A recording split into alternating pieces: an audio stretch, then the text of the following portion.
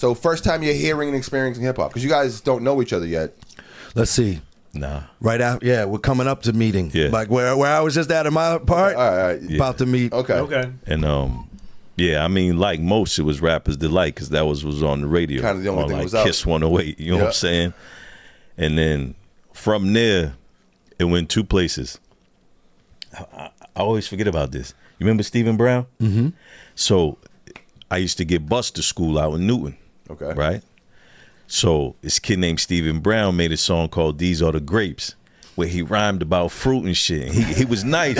Stephen Brown was nice, right? He used to live up from my grandmother in Mattapan. How do you record it?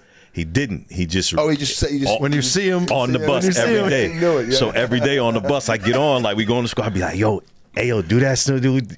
These are the grapes. How old are you guys? Shit, I don't know. Junior I high was school? a kid. Nah, hell no. I was like single Elementary? digits. Oh shit. Okay. All right. Yeah. All right. I was single digits because These Are the Breaks came out when 80. Yeah. Which is crazy because like it's not even been around long enough yet for like adults to emulate it. But meanwhile, like you guys are already like, that's what we're doing. Yeah. These are the grapes. I'm single digits, and he did These Are the Grapes, and so I was like, yo, but what song is that? And then he told me, he was like, it's a song. So I couldn't find it, but I just listened for it, and every now and then they would play it. Every now and then, and then I heard the message. I was living at 212 Boylston Street in Jamaica Plain, right? Like the train used to run up top, so the train was right out our kitchen window, kind of thing, like a half a block down. I can visualize it. And I heard the message, and this dude named Guy. It was a family that lived under us. It was two brothers and a sister. It was Betty, Aunt, and Guy.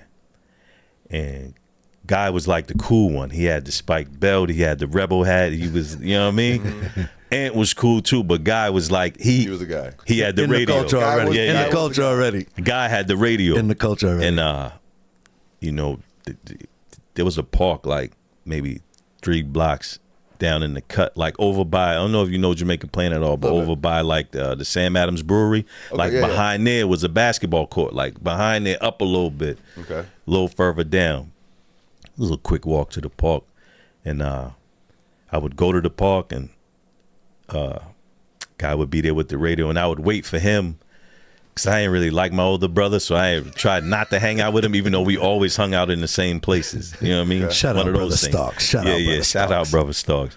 And I'd be like, yo, you walk home, you play that song, and he would play it, and his room was under mine. We lived on the 3rd floor, he lived on the 2nd floor, and I would like on the floor, and he'd play it, and I'd get down on the floor and listen to it, you know, in the wintertime. Are young people hearing this? Like, you know what I'm saying? Like this right. is like I learned that song. That's right. I learned that song. It's like, literally. it's like conjuring. Through the floor. Yeah. Listening through the floor. real. Like listening through the floor. I learned it. Breaking through the matrix. Walking home. All right, guy.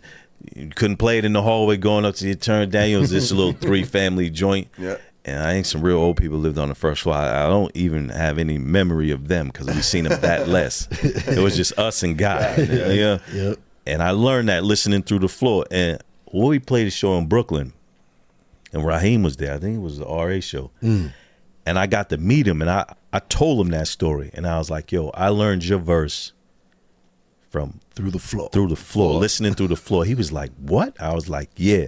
I was like, I'll never forget that.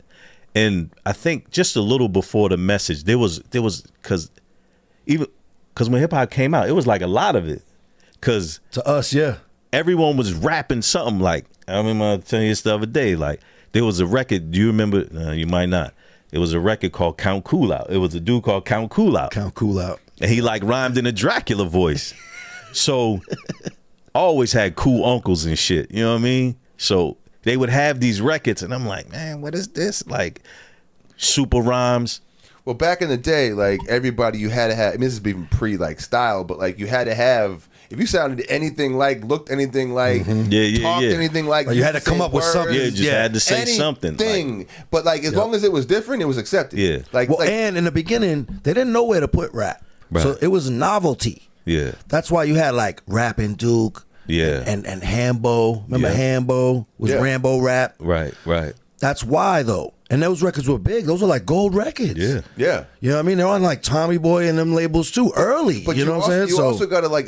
it was a gimmick in the beginning for sure as far as category. But that's also like... So crazy. You can't get the bar structure if you don't start there. Right. Do you know what I mean? You have to start at that step to get to the second step, to get to the, you know, to now it's coming back around. But like you had to, like the 90s and the early 2000s when it was built up to almost perfection. You know what I'm saying? Like you had to start at like, yo. You had to do that. 1, 2, 1, and like get the rhythm.